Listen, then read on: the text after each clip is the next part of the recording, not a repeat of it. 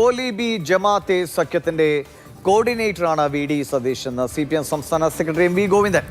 മറ്റത്തൂരിൽ ഉൾപ്പെടെ ഇത് വ്യക്തമായി. കള്ളം പറയുക എന്നതാണ് സതീശിന്റെ പ്രധാന അജണ്ട. വി ഡി സതീശിന്റെ ജാഥയിൽ കേരളത്തിന്റെ വികസനത്തെക്കുറിച്ച് ഒന്നും പറയുന്നില്ല എന്നും MV ഗോവിന്ദൻ പ്രതികരിക്കുന്നു.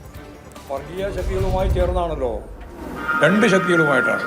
കോലീബി ജമാഅത്തെ ഇസ്ലാമി സഖ്യത്തിൻ്റെ കോർഡിനേറ്ററാണ് സതീശൻ എന്ന് ഞാൻ പറഞ്ഞു. അത് വെറുതെ പറഞ്ഞതല്ല, അല്ല അനുഭവത്തിൻ്റെ വെളിച്ചത്തിൽ തന്നെ പറഞ്ഞാണ്. മറ്റത്തൂർ ഇപ്പോഴും, തൃശ്ശൂരിലെ മറ്റത്തൂരിൽ ഇപ്പോഴും BJP കോൺഗ്രസ് സഖ്യത്തിൻ്റെ ഭാഗമായിട്ട് തിരഞ്ഞെടുക്കപ്പെട്ടവർ അതേപോലെ തുടരുകയാണ്. കുമരകത്തും അതുപോലെ തന്നെയാണ്. കോർപ്പറേഷൻ തിരഞ്ഞെടുപ്പുമായി ബന്ധപ്പെട്ട് തിരുവനന്തപുരത്ത് 41 സീറ്റിൽ BJP ജയിച്ചത് കോൺഗ്രസിന്റെ വോട്ട് കൂടി ഉപയോഗിച്ചിട്ടാണ്. ഈ അന്തർധാര തുടരുമ്പോഴാണ് ഞങ്ങൾക്കെതിരായിട്ടുള്ള പ്രചരണത്തിന് വേണ്ടി BJP CPM കൂട്ടുകെട്ടാണ് എന്ന് പ്രചരിപ്പിച്ചുകൊണ്ടിരിക്കുന്നത്. അപ്പോൾ കള്ളം പറയുക എന്നുള്ളതാണ് പ്രതിപക്ഷ നേതാവിൻ്റെ ഏറ്റവും പ്രധാനപ്പെട്ട സമീപനം. അതിൻ്റെ അപ്പുറത്ത് വേറെ ഒന്നും കോൺഗ്രസിന് പ്രത്യേകിച്ച് പറയാനില്ല എന്നുള്ളതാണ്.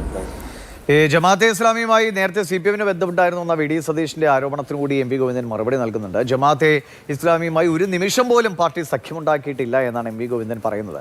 രാജീവ് ചന്ദ്രശേഖരനും ജമാഅത്തെ ഇസ്ലാമിക്കും വർഗീയ നിലപാടില്ല എന്ന് പറഞ്ഞയാളാണ് സതീഷ് എന്നുകൂടി ഗോവിന്ദൻ പ്രതികരിക്കുന്നുണ്ട്. ഞങ്ങൾ ഒരു ഘട്ടത്തിലും ജമാഅത്തെ ഇസ്ലാമിയുമായിട്ട് ഒരു ബന്ധവും ഉണ്ടാക്കിയിട്ടില്ല. ഞാൻ ഇന്നലെ കൃത്യമായിട്ട് പറഞ്ഞു, ഒരു നിമിഷം രാഷ്ട്രീയ ബന്ധം ഞങ്ങൾ ഉണ്ടാക്കിയിട്ടില്ല, ഇനി ഉണ്ടാക്കുകയും ചെയ്യില്ല. അത് ഭൂതകാലം മാത്രമല്ല, വർത്തമാനത്തിലും ഭാവിയിലും വർഗീയ ശക്തികളുമായിട്ട് രാഷ്ട്രീയ ബന്ധം ഉണ്ടാക്കുക എന്നുള്ളത് ഇടതുപക്ഷ ജനാധിപത്യ മുന്നണിയുടെ നിലപാടേ അല്ല.